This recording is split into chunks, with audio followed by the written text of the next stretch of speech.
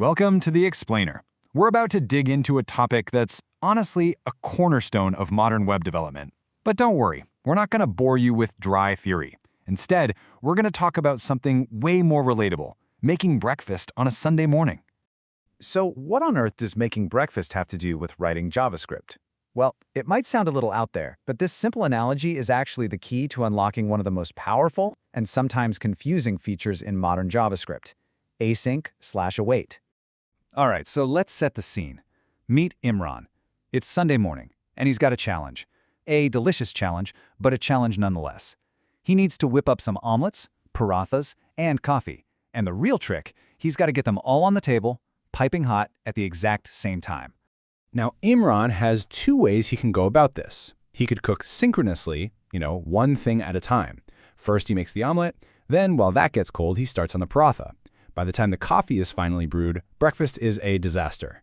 Or he can be a kitchen genius and cook asynchronously. He gets everything going at once, multitasking like a pro, and just like that, he saves the day. Everything's hot, ready, and perfect. And believe it or not, this is the exact same problem that JavaScript developers have been dealing with for years. In the early days, trying to handle multiple tasks at once in JavaScript, well, it was like trying to follow the world's worst recipe. You know the kind, where instructions are buried inside other instructions and you just get totally lost.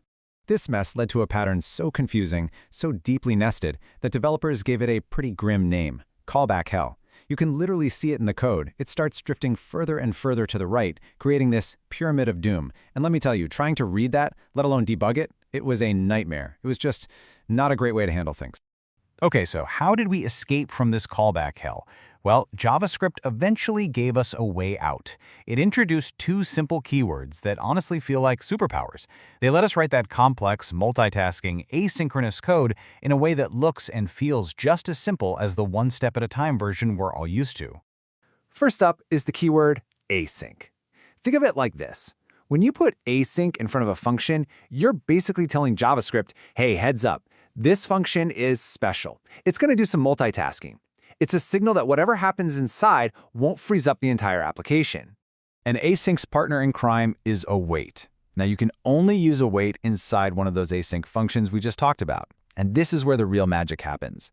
Await literally tells the function, okay, pause right here, don't do anything else until this specific task is finished. It's like telling the chef, hold on, wait for that omelet to be perfectly cooked before you even think about plating it. So let's walk through how this actually works, step by step. Your async function starts running. It gets to an await line and boop, it pauses. But here's the crucial part. It only pauses itself. The rest of your app keeps on running, doing other things. Then, once that task it was waiting for is finally done, the async function wakes right back up and continues from where it left off. This whole dance is what lets our program juggle multiple tasks so efficiently without ever getting stuck.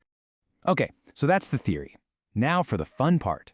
Let's see how we can take Imran's breakfast challenge and translate it directly into some really clean, really readable code using this new async and await syntax. First things first, we need a way to simulate the act of cooking, right? So we'll create a function for that. Now, in JavaScript, when you start a task that's going to take some time, it gives you back something called a promise. A promise is exactly what it sounds like. It's not the result itself, but it's a guarantee you'll get a result eventually. Think of it like an order number at a coffee shop. You don't have your coffee yet, but you have the promise that it's coming. That promise is the thing our await keyword is going to be waiting for. Okay, now for our main serve breakfast function. And check this out. This is really cool. See how we start making the omelet, the paratha, and the coffee all at once without using await yet? That's the key. It's like telling the kitchen to start all three orders at the same time.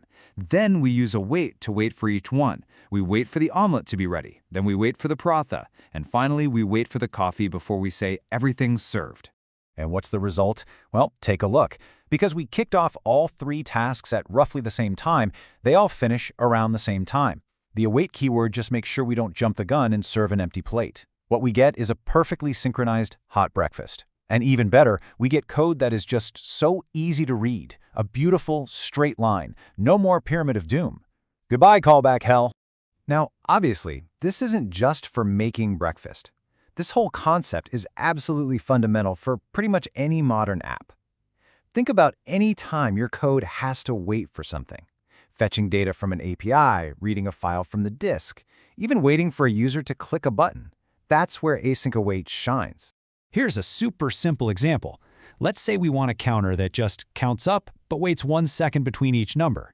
With async await, the code is incredibly straightforward. It just counts, waits, prints, and does it again. And the whole time, the rest of our app is perfectly responsive, not blocked at all. All right, let's look at something a bit more real-world. How about checking a user's password against a database? This is a classic asynchronous task, right? You send the password to the database, and then you have to wait for it to get back to you with a yes or a no. With async await, look how clean this login function is. We can wrap our logic in a standard try-catch block, something every developer is familiar with. We'll try to await the result of the password check. If it works, great, we move on. But if anything goes wrong, if the promise is rejected, the code immediately jumps to the catch block.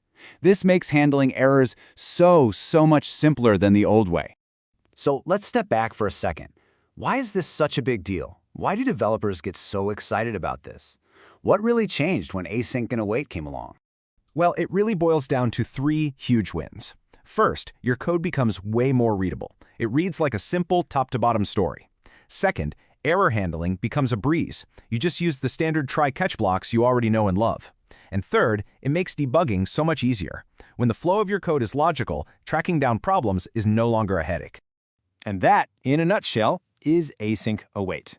It's a tool that lets you transform that chaotic, nested mess of code into clean, logical, readable steps.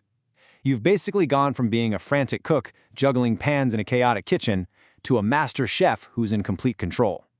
So the only question left for you is, now that you can handle any task without waiting, what are you going to build?